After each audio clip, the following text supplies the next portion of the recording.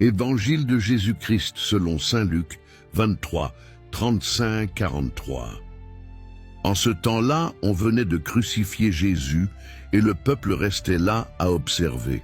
Les chefs tournaient Jésus en dérision et disaient « Il en a sauvé d'autres, qu'il se sauve lui-même s'il est le Messie de Dieu, l'élu. » Les soldats aussi se moquaient de lui.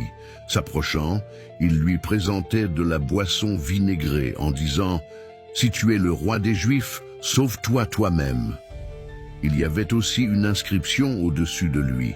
« Celui-ci est le roi des Juifs. » L'un des malfaiteurs suspendus en croix l'injuriait. « N'es-tu pas le Christ? Sauve-toi toi-même et nous aussi. » Mais l'autre lui fit de vifs reproches. « Tu ne crains donc pas Dieu?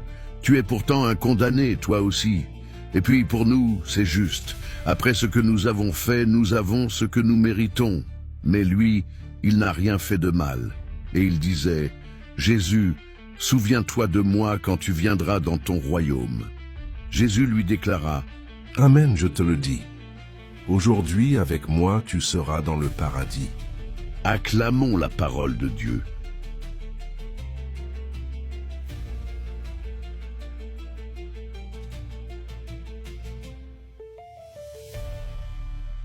Le bon larron, sauvé à la dernière seconde. La puissance du pardon de Jésus. Frères et sœurs, l'évangile que nous venons d'entendre nous place au pied de la croix. Jésus est entouré de moqueries, d'insultes, de violences. Les chefs religieux se moquent qu'il se sauve lui-même. Les soldats l'humilient. Si tu es le roi des Juifs, sauve-toi toi-même. Même l'un des criminels l'insulte.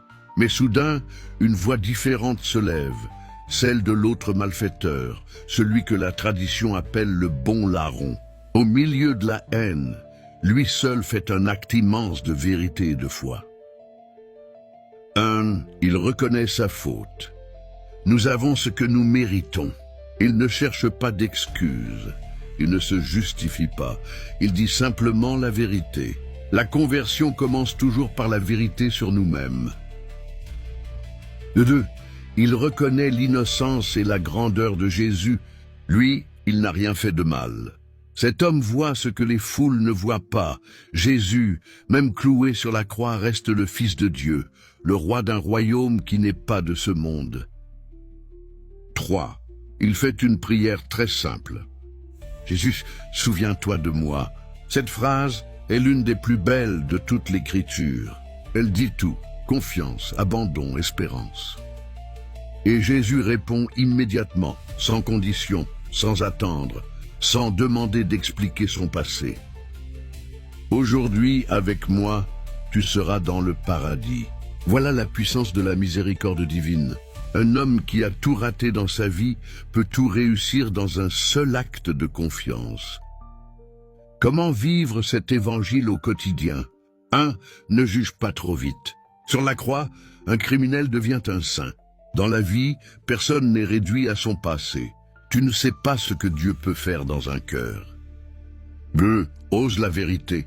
Comme le bon larron, reconnais tes fautes, sans te justifier. Dieu ne demande pas des discours, mais un cœur sincère. 3. Appelle Jésus par son nom.